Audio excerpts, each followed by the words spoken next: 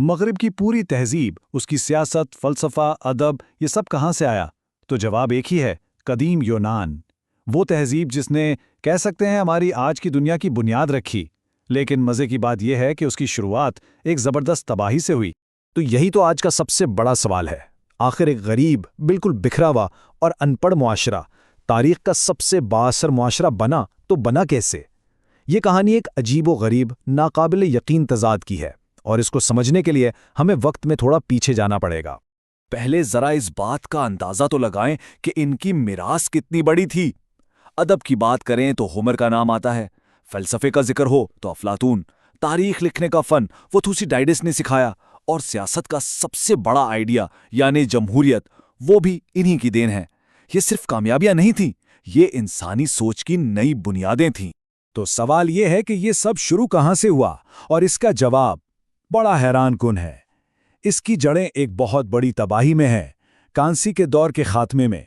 دیکھیں، تقریباً 1200 قبل مسیح میں ایک خوشحال مرکزی بادشاہت ہوا کرتی تھی جسے مائسینائی یونان کہتے تھے، اور پھر اچانک وہ جیسے غائب ہو گئیں۔ اس تباہی نے یونان کو صدیوں پیچھے دھکیل دیا، مرکزی حکومت ختم، معاشرہ چھوٹے چھوٹے ٹکڑوں میں بٹ گیا، اور سب سے بڑی بات، لکھنے اور پڑھنے کا فن وہ بالکل ہی بھلا دیا گیا۔ یہیں سے شروع ہوئے یونان کے تاریخ ادوار، اور یہ کوئی چھوٹا عرصہ نہیں تھا، پورے 400 سال تک یہ دور چلا۔ اچھا، تو اس تباہی کے 3 بڑے نتائج نکلے۔ ایک، معاشرہ غیر مرکزی ہو گیا، مطلب کوئی ایک حاکم نہیں رہا۔ 2، لوگ ان پڑھ ہو گئے، اور 3، تجارتی راستے ٹوٹ گئے، جس کی وجہ سے لوگ الگ تھلگ اور شدید غریب ہو گئے۔ اب دیکھا جائے تو یہ کسی بھی تہذیب کے لیے موت کا فرمان لگتا ہے نا؟ لیکن اصل کہانی تو اب شروع ہوتی ہے، کیونکہ قدیم یونان کی یہی تباہی آگے چل کر اس کی سب سے بڑی طاقت بنی۔ ہاں، بالکل صحیح سنا، ان کی افراتفری، ان کا ان پڑھ ہونا اور ان کی غربت، یہی ان کی کامیابی کا خفیہ جز ثابت ہوئے ہیں۔ اب یہ ہوا کیسے؟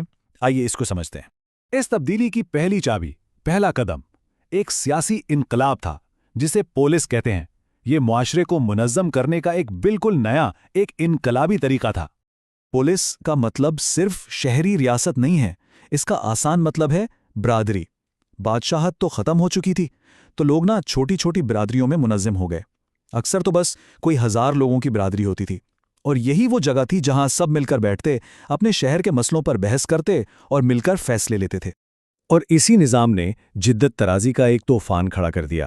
لیکن کیسے؟ 3 وجوہات تھیں۔ پہلی، شدید مقابلہ۔ ہزاروں پولیس آپس میں وسائل کے لیے لڑ رہے تھے۔ اس لڑائی نے انہیں ہر چیز میں بہتر سے بہتر بننے پر مجبور کیا۔ دوسری، جغرافیائی تنوع۔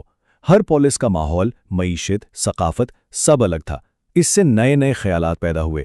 اور آخر میں سب سے اہم، غربت کی وجہ سے ہر شہری کو جنگ میں لڑنا پڑتا تھا، اور اصول یہ تھا کہ جو لڑے گا اس کو بولنے کا حق بھی ملے گا۔ یہی تو بنیاد تھی ایک انقلابی جمہوریت کی۔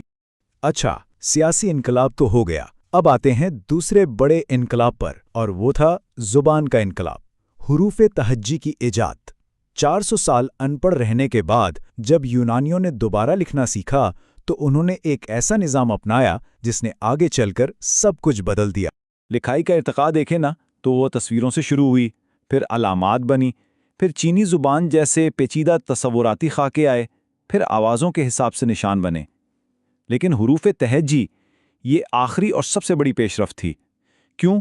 کیونکہ یہ سیکھنے میں اتنا آسان تھا کہ علم اب چند خاص لوگوں کی جاگیر نہیں رہا، بلکہ ہر ایک تک پہنچ گیا۔ اب یہاں ایک بہت دلچسپ بات ہے، سوچنے کے 2 الگ طریقوں پر غور کریں۔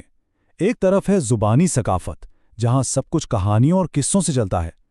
یہ بہت جذباتی ہوتا ہے، تخلیقی ہوتا ہے، اور اس میں مضبوط حافظے کی ضرورت ہوتی ہے۔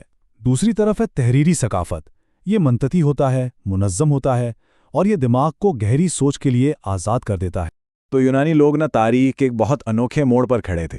انہوں نے ابھی لکھنا سیکھا تھا، تو ان کے اندر زبانی ثقافت والی تخلیقی صلاحیت اور زبردست یادداشت ابھی بھی باقی تھی، لیکن اب ان کے پاس حروف تہجی کی شکل میں تحریر کی منطق اور تنظیم بھی آ گئی تھی۔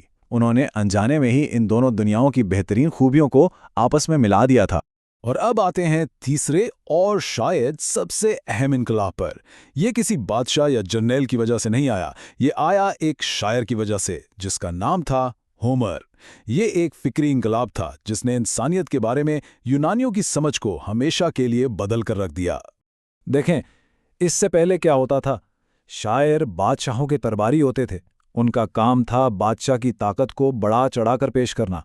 लेकिन यूनान में तो कोई बादशाह था ही नहीं।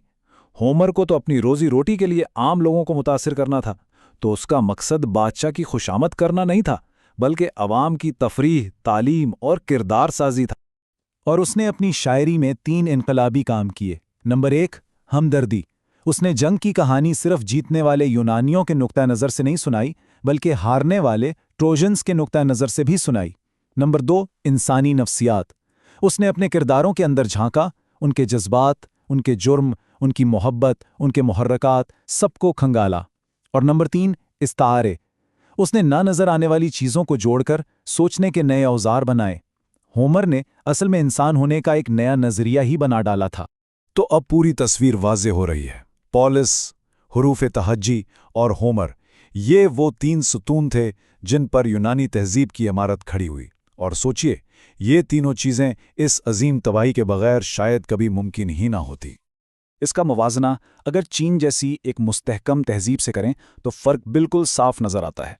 यूनान में हुरूफ तहज्जी की वजह से लिखना पढ़ना आम था, मुआशरा बिखरा हुआ था और मुकाबला बहुत था, और शायरों को बानियों का दर्जा हासिल था।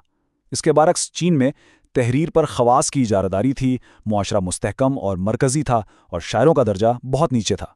यही वो मुतज़ाद हालात हैं जो बताते हैं कि यूनान का रास्ता इतना अलग और इतना नतीजा खेज़ क्यों निकला। तो आखिर में हम इसी हैरान को नतीजे पर पहुंचते हैं कि यूनान की तबाही ही उसकी तख्लीक का सबब बनी। इस तबाही ने उन्हें पुराने बंधे हुए निज़ामों से आज़ाद किया और उन्हें पोलिस, हुरूफ तहज्जी और होमर जैसे इनकलाबात के लिए तैयार किया। और ये हमें एक बहुत बड़े सवाल पर सोचने पर मजबूर करता है, क्या हर बड़ी जिद्दत के लिए पहले किसी न किसी किस्म की तबाही ज़रूरी है?